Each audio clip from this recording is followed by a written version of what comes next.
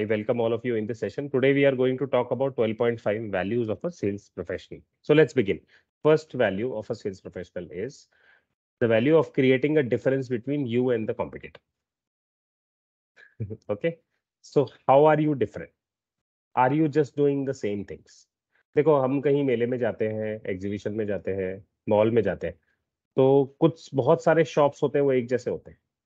मतलब आपने शॉप को देखा नहीं, दूर से एक ग्लांस और एक जजमेंट तुरंत आपने बना लिया कि हाँ, ये तो कपड़े का शॉप है, ये तो बुक्स का शॉप है, ये तो टॉयज है, ये तो कैंडी है, ये तो कुकी है, ये तो सबवे है, ऐसा ही रहेगा। तो you don't want to explore it further actually, unless you need it. But कहाँ आपकी निगाह अटकती है? कहाँ पे आप जाके देखा कि अरे, रुक जाते हैं, एक सेकंड शॉक हो जाते हैं, वहां पे फ्रीज हो जाते हैं, आईज फ्रीज हो जाते हैं, बॉडी फ्रीज हो जाती है। क्यों होता है ऐसा? क्योंकि कुछ नया दिखता है तो ब्रेन स्कैन करता है, पकड़ता है उसको तुरंत। तो ये वैल्यू हमें क्या बता रहा है कि you can not be just same as the herd. जो भीड़ भाड़ में चल रहा है, दुनियादारी में चल रहा है, मार्केट में जो चल रहा है, वो मत करो। You have to clearly know what keeps you different from them. Okay. The value of knowing the difference between satisfied and loyal. तो देखो, सेटिस्फाइड होना यानी आइसक्रीम खानी थी, कहीं से भी खा लिया, आपका मन भर गया, आप खुश हो गए, that's it, that's satisfied. But loyal means कि आप एक ही जगह से एक ही ब्रांड का आप जाकर के हमेशा, चाहे वो दूर हो, चाहे वो पास हो, चाहे वो कुछ भी हो, उसी के पास आप आइसक्रीम खाएंगे, या उसी शॉपकीपर से खरीदेंगे, या उसी कंपनी से वो प्रोडक्ट खरीदते हैं। You are loyal to them. ठीक है। तो ये क्यों इंपॉर्टेंट है वैल्यू? क्योंकि as a sales people we should ask to our sales कि हमारे जो कस्टमर्स हैं, are they only satisfied customers और are they really loyal to us? ठीक है। तो कल अगर और कॉम्पिटिटर खड़ा हो जाएगा सेम नाम से सिमिलर प्रोडक्ट्स के साथ, तो कितने लोग स्विच कर जाएंगे? तो अगर आपको लगता है हमारे जितने कस्टमर से 80% उसमें से स्विच कर जाएंगे, suppose if this is the perception that we have, this is the knowledge that we have, तो इसका मतलब we are not having loyal customers, we are not having fans, we are not having branding, we are not having super fans, we are only selling commodities then. So third point, the value of your ability to speak and be compelling. Example भी दिया, आप शू खरीदने जा रहे हैं तो एक salesman होता है, although it's Adidas, although it's Puma, right, फिर भी वहां सेल्समैन होते हैं स्टोर में। वो बड़ा आपको, you know, they treat you like a king. तो क्या होता है ना, तो यू नीड सेल्समैनशिप। तो प्यूमा का आपको ट्रस्ट है तो भी वो सेल्समैन आपको रेस्पेक्ट दे रहा है, तो भी वो सेल्समैन आपके लिए कंपेलिंग बंदा है।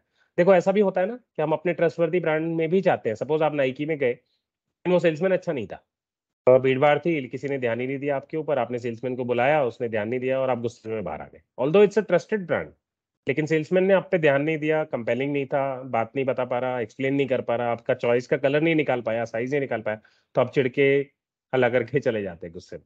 तो देखो, ये इससे हमें एक और पॉइंट समझ में आ गया कि as a sales team we are also the face of the company. And if one of you or one of us, any of the company employee behaves incorrectly with customers, then it's a taint or it's a defamation for the entire company. It's a defamation of the brand. Clear?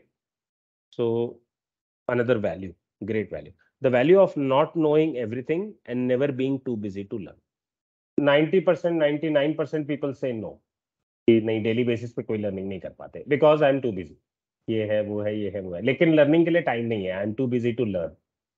तो ये देखो, salesman का या किसी भी industry में, if you want to become a champ, your key is life long learning.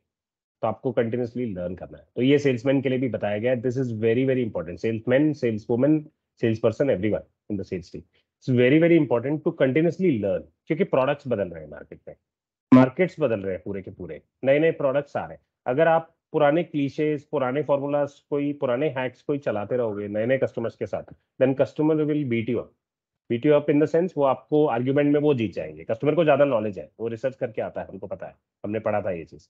तो if you don't upgrade yourself, then you will fall short in front of the customer. आपके पास correct answers नहीं होंगे, आप उनके objections को satisfy नहीं कर पाओगे। Let's go to value 5, the value of establishing a friendly relationship. तो कस्टमर को आप पिच करने से पहले, कस्टमर को बात करने से पहले, क्लोज करने से पहले sale, you should build a rapport, principle of engagement, principle of leaning forward. Build a friendly relationship. If someone has a good rapport with the customer on call basis या sales team basis, तो वो आपसे ही बात करना चाहेंगे, आपसे ही खरीदना चाहेंगे। कोई और उनको अगर सर्विस देना भी चाहता है तो they would still come back to you because you have made good rapport, good engagement, good friends, friendly relation with them. Okay, now the value of humor. तो ये बहुत इंपॉर्टेंट है, लेकिन इसमें थोड़ा सा ना ये रिस्की भी है। सी, कुछ लोग नेचुरली ह्यूमरस होते हैं, क्योंकि ये टफ है आर्ट, थोड़ा सा है ना, ये बहुत डेलिकेट आर्ट है, ह्यूमर क्रैक करने का आर्ट आसान नहीं है, it's tough. And I think toughest field माना जाता है पब्लिक स्पीकिंग के केस में, toughest field is stand up comedy. तो वो वही लोग कर सकते हैं जो हंसाने की आर्ट को समझते हैं अच्छे से, कस्टमर का लाभ कैसे निकालना है वो समझते हैं। अगर ये आर्ट नेचुरल है, then definitely feel free to use it as a weapon in your calls. Customer laughing is half consent. तो आपने अगर कस्टमर को हंसा दिया बात करते करते किसी भी रीजन से, देन मोस्ट लाइकली ही और she will buy, it will convert to a cell.